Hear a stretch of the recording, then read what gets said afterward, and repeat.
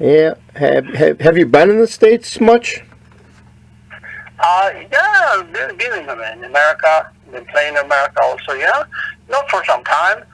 And but I'm very pleased with the reception that my albums and my previous albums receiving, and particularly riding the wave of Supergroove in America is great.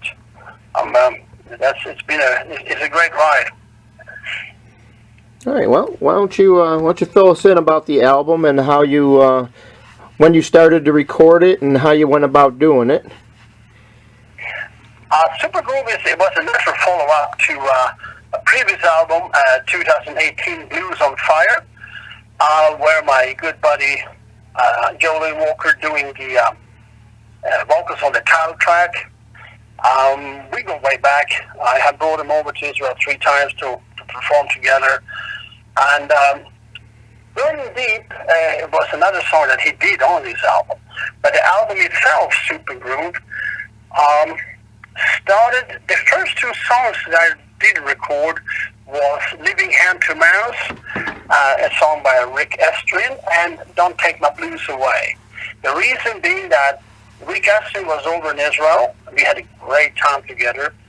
We did 3 shows together, and Living Hand to Mouth we did live, and it was really clicking, so we decided to record it for the album. And of course it's Rick blowing the harp on that track, and on Don't Take My Blues Away as well.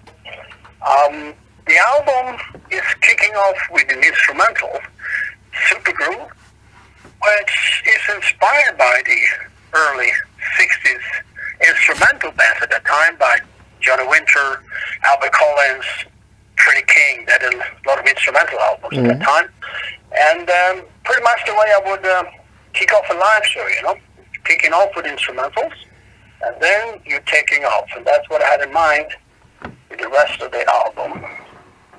And it's all recorded in analog studio next to Tel Aviv in a kibbutz. Kibbutz was one of these outposts before Israel was formed. You can say that's not the Wild West, the Wild East. You can say outpost, and it's an old chicken shack that was converted to a studio. It's not a high-tech wonder, but I like this area. It's comfortable to record, and you get a warm sound from the recording. Okay, yeah, I mean, definitely. I noticed, I couldn't believe how good it really, obviously you have a bunch of songs on this album, but the one that stuck out to me the most was Burning Deep, and of course, that's the one with Joe Louis Walker on vocals, but for some reason, that song is really, stood out above the rest, for me at least. I appreciate you saying that. It's a song when I wrote it, when I write lyrics, I write gray in the sense that I don't write a clear-cut black and white story. It's up to the listener to interpret it and take it wherever he wants to take it.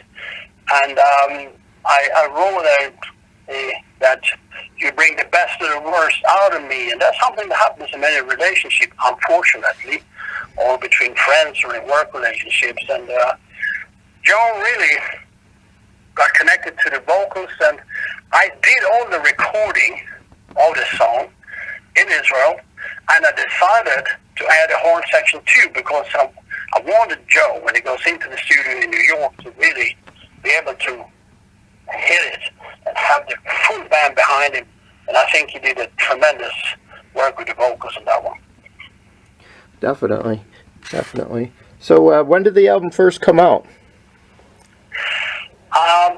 Well, as an Israeli blues artist, I feel privileged and honored to be signed on a major American blues label like Westtone, and cooperation with Kenny Neal, a Grammy artist, as a co-producer, and on his label Boga.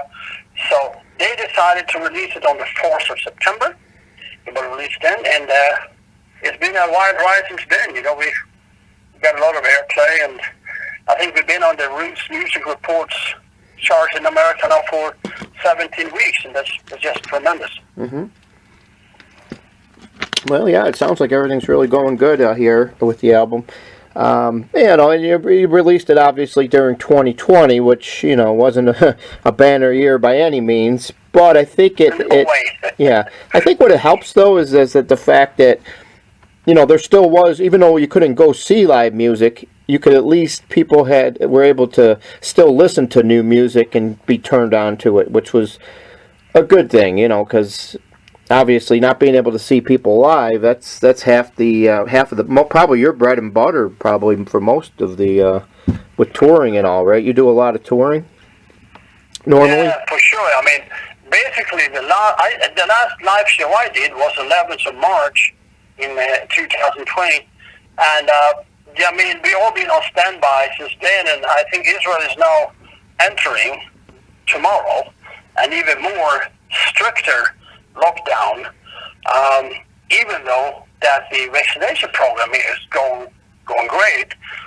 We have also to see the result that everything is working, but at the moment it takes time. It's a lot of logistics, and unfortunately we're closing down again, so it's anybody's guess when we will be able to go out and hit it again. Estimate springtime 21, and probably outside if you want to play bigger venues. You know, I think it's anybody's guess at the moment where you're going. This is just a team effort for the world as such. You know, it's a democratic virus. We have to cooperate all globally to end this. Yeah.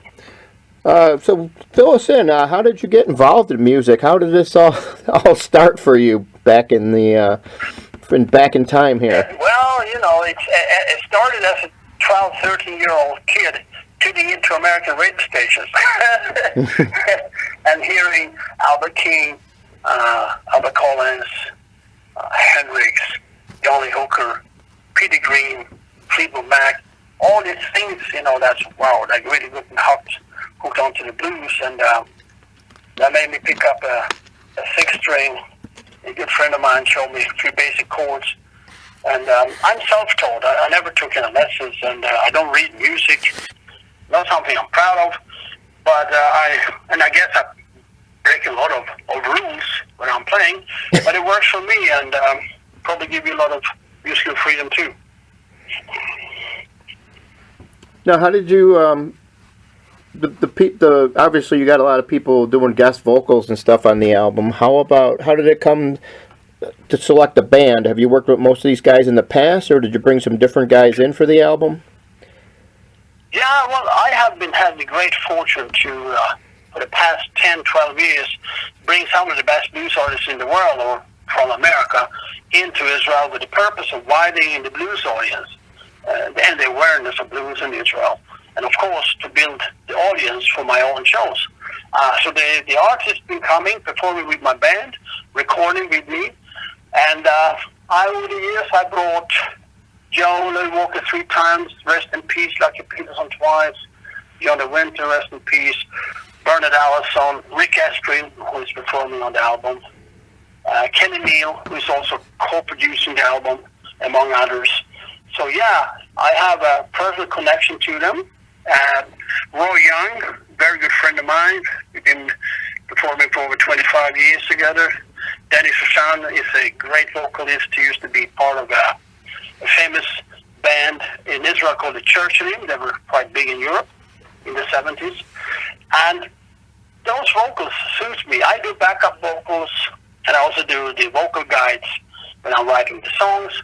But I'm comfortable. You know, when you have a nine-piece band on the stage, it gives you a wall of sound, and it gives me a lot of options because I have a trombone, baritone sax, trumpet, B3 Hammond, bass and drums, 2 vocalists with me. I can play what I want, when I want, and how I want it. So it's great, you know. And I do vocals and backup vocals, and it's great. I can concentrate on my playing, and it's great. Everyone can do his part, you know. It's a lot of dynamics to the band. Okay.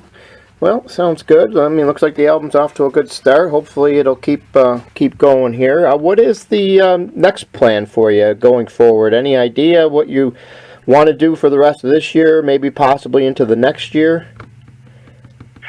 I think that when I wrote most of the songs for Supergroove, Um,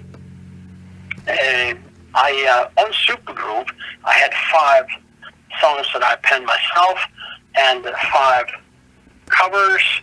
And on the album, the way I put the songs was imagining driving a car at night, and that's how I want the songs to be. So if you listen to the songs, I did end it on a chill way by doing a tribute to Peter Green, rest in peace, by doing Supernatural.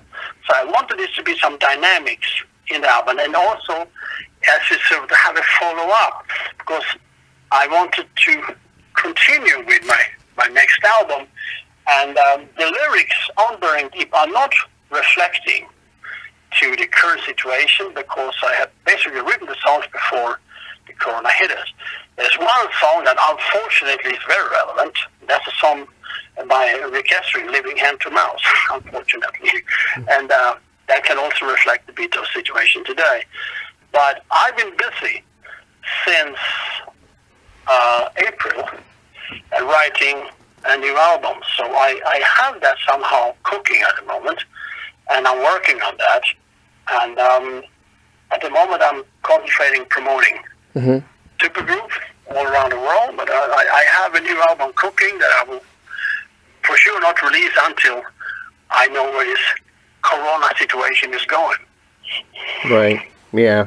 Yeah, at this point, like you said, it's like with the touring, so much is unknown at this point. It's, really tough. So it's just a matter of kind of waiting and seeing, I guess.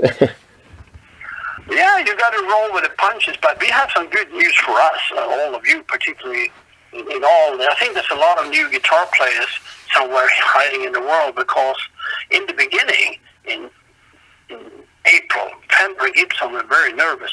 They thought, well, we have to fire a lot of our workforce. And then it turned out that 2020 is the best year in the history of Fender and Gibson. They never sold as many guitars ever.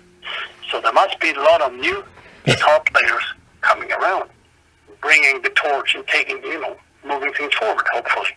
Yeah, definitely. All right. Well, is there anything else you'd like to add that you haven't talked about yet, or any other plugs or anything else that you want to mention? I have, anyone who wants to, they've been very kind at Wistone and Boga to set up a link on my website, which is www.andywattsguitarslinger.com, where anyone can basically just go to my website and you can check out the whole album. And you can also download it, of course, or stream it on Spotify, Apple, Amazon.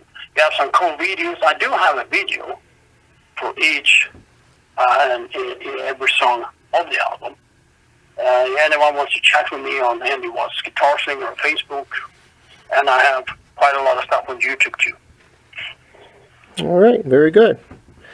Well, thank you for your time, and hoping everything goes good for you. Stay safe and have a great 2021. I thank you so much for having me, and I wish everyone to stay safe. And as we say, we will come through this, and hopefully stronger than ever. Exactly. Amen. Okay. All right.